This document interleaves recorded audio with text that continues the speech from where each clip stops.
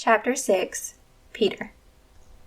Even though my sleep was interrupted, I woke with the light of the sun and snuck outside without waking the beautiful creature in my bed.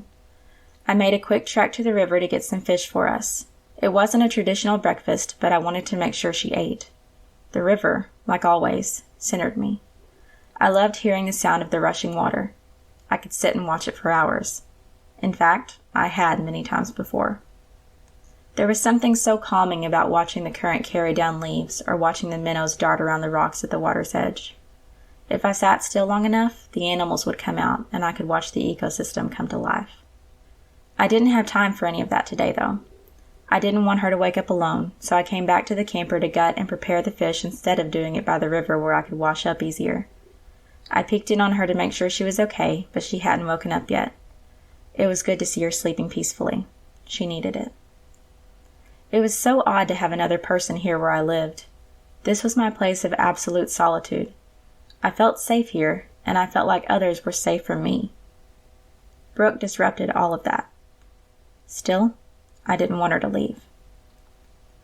I stoked up a fire and cooked her breakfast, anxious to see her get a good meal.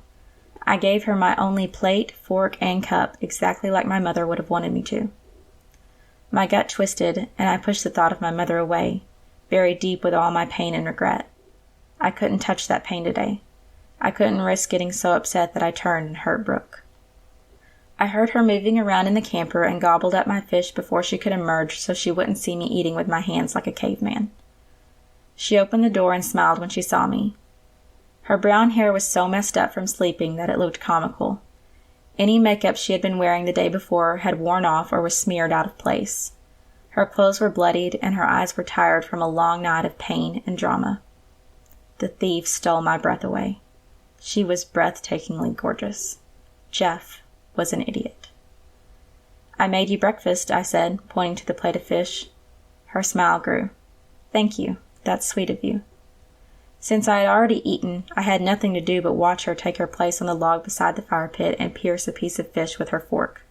She looked almost afraid of it, not nearly as excited as I expected her to be. "I didn't poison it," I joked as I sat beside her.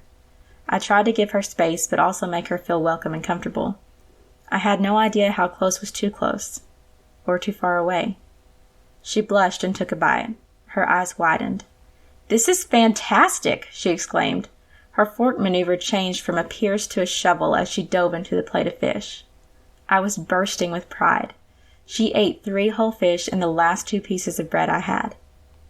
"Do you need anything else?" I asked, standing to go inside and raid my pantry. I'd give her every last crumb if she wanted it.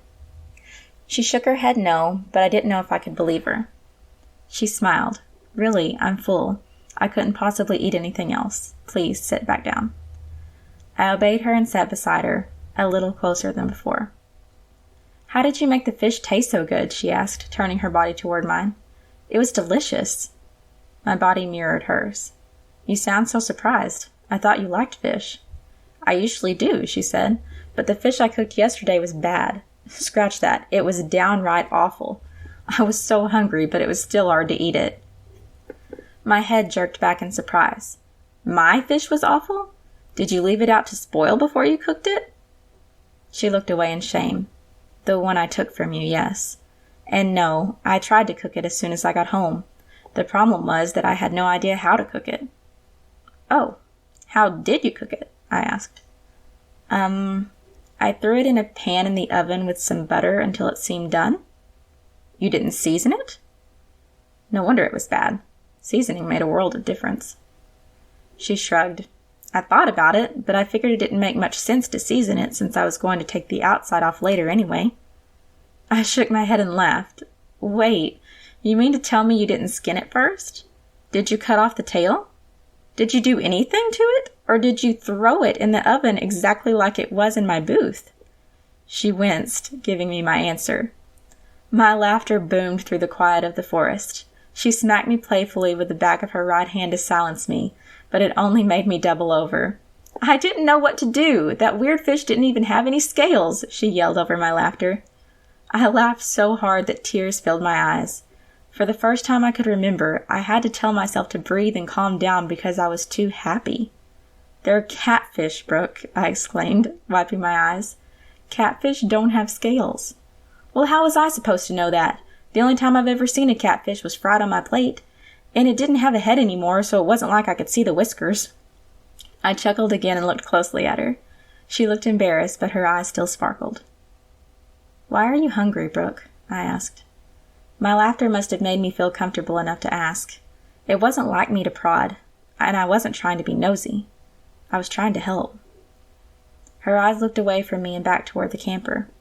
Is this where you live? I nodded. If you tell me why you live here, I'll tell you why I stole the food, she said. I'll tell you the truth about why I'm hungry. Her brown eyes zeroed in on me again. She wanted to tell me. I could feel it. But she wouldn't offer a piece of herself without getting something in return. I admired it. It was incredibly reasonable. But I couldn't do it. I couldn't meet her there. Though I was still looking at her, I didn't see her anymore. All I saw were flames. All I heard were screams. All I smelled was smoke.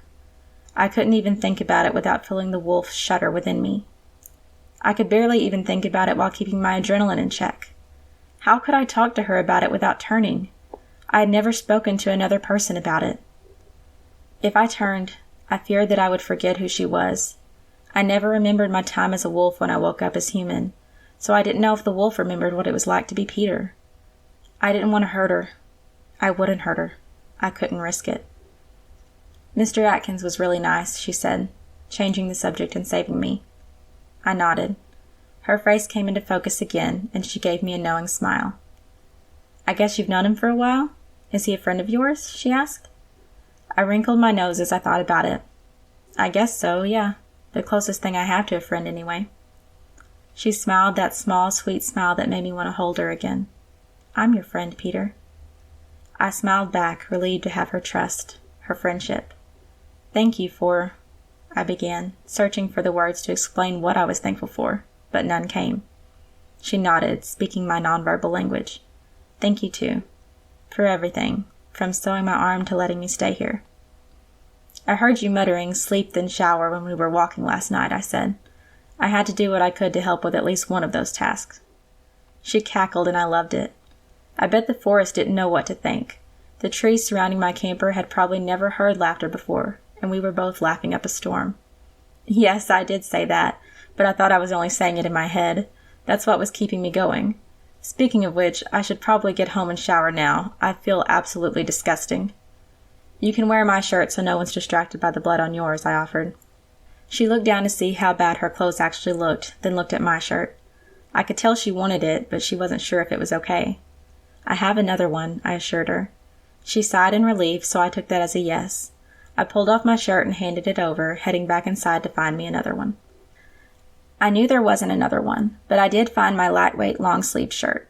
I quickly cut the sleeves off at the shoulder and rolled them under so she couldn't tell they were newly cut. My messenger bag was under the counter, so I pilfered through my pathetic pantry and packed her anything and everything I could think of. I also grabbed my bag of work gear and 2 empty canteens for us. She was dressed in my shirt when I came outside. She had swept her hair into a ponytail and started rolling up her sleeves to match mine. My heart rate was going crazy, and it wasn't from anger. Would I turn into the wolf from this kind of excitement? I couldn't risk it. I needed to calm down and breathe. I had to treat her like she was any other random human that crossed my path. But I couldn't. Brooke was special, and I couldn't deny it. Every moment I spent with her, I knew it was going to be even harder to say goodbye. I'm bringing fish to the market today. I'll walk you back to town, I said, heading toward the river. I heard her delicate footsteps following me and wished I had an excuse to carry her again. She stayed close but silent as I worked. It was unnerving showing her all of my hiding spots for my cart, my coolers, and my traps, but she had trusted me to take a needle to her skin. I needed to trust her too. She sat and watched as I took the fish from the traps and killed them on a rock nearby. Then I gutted them, cut off the heads and fins, cleaned them, and tossed them in the cooler with some cold river water until I could get to the town to get ice. I decided to bring 15 instead of 10, so my cart was heavier than usual. It made the path to town seem even longer. It's beautiful out here, she said from behind me. You seem surprised about that too, I said. Isn't nature always beautiful? She scoffed. Not when it's biting you in the face or stabbing you in the arm. I gave a light chuckle and glanced back to see that she was keeping her arm elevated. Can I tell you a secret? Brooke asked, but her tone was light. Yes? Most of the time, I hate being outside, she said. I bit my lip to keep from laughing. It was like she thought it would offend me. Oh yeah? Why's that? I asked, trying to keep my voice neutral. I guess I don't feel comfortable outside. I don't feel safe. It's hard to recognize the beauty in something when you don't feel safe, she explained. But you see the beauty now? I asked, turning back to see her face. She nodded. Yes, I do. It feels peaceful out here. So you feel safe with me? I asked, turning back around and pushing the cart. I didn't want to see her face if she said no. Yeah, I guess I do. I mean, this is your life. You know this place better than anyone. If you're not scared, then I have no reason to be. I trust you. Good, I said with a smile on my face. I'm not going to let anything happen to you. The forest felt different when I knew she was behind me. Golden sunlight broke through the trees, but they provided enough shade to keep us cool on our walk to town. Birds sang and fluttered through the branches. It was as if the forest was putting its best foot forward for her, like it wanted her to stay as badly as I did. We made it to my resting rock, where I often gathered myself before returning to civility. She sat down beside me, panting as hard as I was, even though she was only carrying herself. You do this every day? She said through labored breaths. I nodded. Every day that the weather is nice enough for people to come to the market. That must be why you're so fit, she said, elbowing my bicep with a smile on her face. What was going on? This girl was comfortable enough with me to joke and tease, to touch me with familiarity, to call me her friend? I had never thought it would be possible to feel so safe with another person again. I leaned over to get a fish and a pair of pliers out of my cart. This is how you skin a catfish, I said, going over the steps for her. She winced at the sound of the skin separating from the meat, but acknowledged her understanding of each step. To get the meat off, start here where the head is. You see the bone there? Cut right above it until you get to the tail. I pulled out my knife to show her. She paid close attention, leaning in to see where my blade was. I did it on both sides and held up the meat. See? 2 boneless catfish fillets, I said, tossing them back in the water. That's amazing! You should do that for your customers, she exclaimed. People would love that. I grinned. I do, for $5 extra. She laughed. Got it. It makes sense. It's definitely worth $5 to someone like me who has no idea what they're doing. Right. But $5 is absurd to someone who has been cleaning fish their whole life. By bringing them as they are, I give them the choice and don't waste time preparing them by the river. She looked at me with an odd expression, like she was trying to figure me out. What if you don't sell them? What do you do with them? She asked. I eat them, I said. That's how I know so much about cooking them. I do it a lot. Her eyebrows raised. So how do I cook it as good as you did this morning? I can't exactly have an open fire in an apartment. You can bake it to get a similar effect. Coat it in cornmeal and seasoning and put it in the oven in an oiled pan. You'll have to experiment with the temperature and time, but you can check it regularly to see if the meat flakes easily. Do your fridge and freezer work? She looked confused at my sudden change in subject. Yeah? Why? I didn't answer. I simply grabbed another fish from the cooler and prepared the fillets. Then another. Then another. Then another. I wrapped all 5 fish, stuffed them in the messenger bag, and draped it gently over her shoulder, careful not to hit her arm or touch her inappropriately. Town is that way. Go straight home and put these in your fridge or freezer. The wrap is freezer safe, so you don't have to worry about protecting the fish some other way, I explained. I can't take these, she protested. You need to sell them. I'm not costing you money again. Aren't they like $10 a fish? Plus the extra 5 since you filleted them? I can't take that money away from you. I brought those for you, Brooke. I only try to sell 10 a day, I said, pointing to the others in the cooler. It's too difficult to manage more than that on a regular basis, and I don't usually sell all 10. You aren't costing me anything. Her mouth opened like she wanted to argue again. Just be glad I'm not making you skin and cut them yourself to practice, I told her, interrupting whatever protest she was going to make. If you didn't have a hurt arm, I would. Now get home and shower. I've got to get to the market. I pointed in the right direction for her to go again and started pushing my cart. This goodbye thing was weird. I didn't know how to do it, so I decided to rip off the Band-Aid and walk away as fast as I could. Peter, she called after me. I stopped and turned in her direction. It already felt like she was too far away. She had to let me go.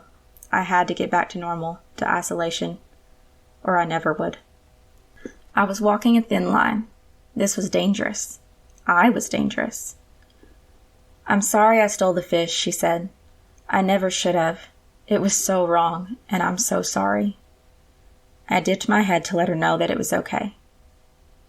"Thank you for taking care of me last night," she added. "You did so much, and you didn't have to.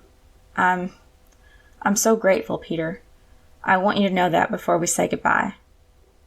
My mouth turned up in a smile. I would take care of her whenever she needed me to. I couldn't tell her that, but I hoped she knew she could count on me. "And about Jeff, She struggled for words. Tears filled her eyes, and I wanted to close the space between us to embrace her. "You don't have to explain anything you don't want to," I assured her. A tear spilled over her cheek, and she quickly wiped it away. After a few long seconds of silence, I turned around and continued to walk to town to get ice. She didn't call after me again. Jeff had made her cry. I knew I didn't like that guy. I should have attacked him when I had the chance.